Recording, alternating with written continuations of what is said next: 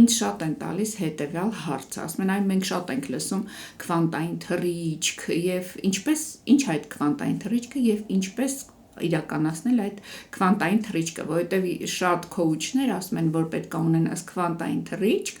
որպեսզի իրականության մի ճյուղից հայտնվես մեկ այլ ճյուղի վրա, այսինքն եթե դու քո իրականությունը հիմա քեզ ձեռք չի տալիս եւ դու ուզում ես քո կյանք ձգել այն ինչը որ ուզում ես, դա նշանակում է քվանտային թռիչք անել դեպի քո ցանկալի իրականությունը։ Հիմա եկեք ես իմ խոսքերով բացատրեմ ինչա իրականում քվանտային թռիչքը։ Դա այն է, երբ մարդը որոշում է կայացնում։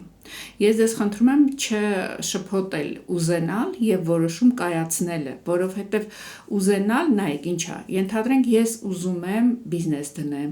ես ուզում եմ առողջանալ, ես ուզում եմ ամուսնանալ,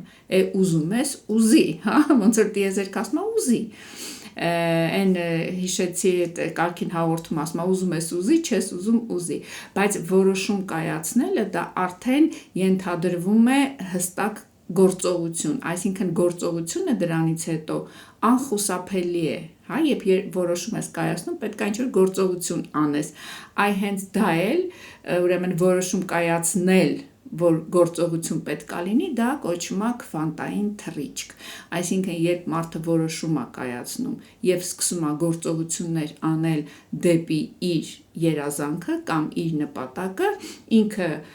կատարում է քվանտային թռիչք իրականության մեկ ճյուղից դեպի մյուս ճյուղը։ Ես վստահ եմ, որ հնարավորինս հասարակ կերպ կարողացա ձեզ բացատրել եւ իհարկե ես վստահ եմ, որ դու կարող ես։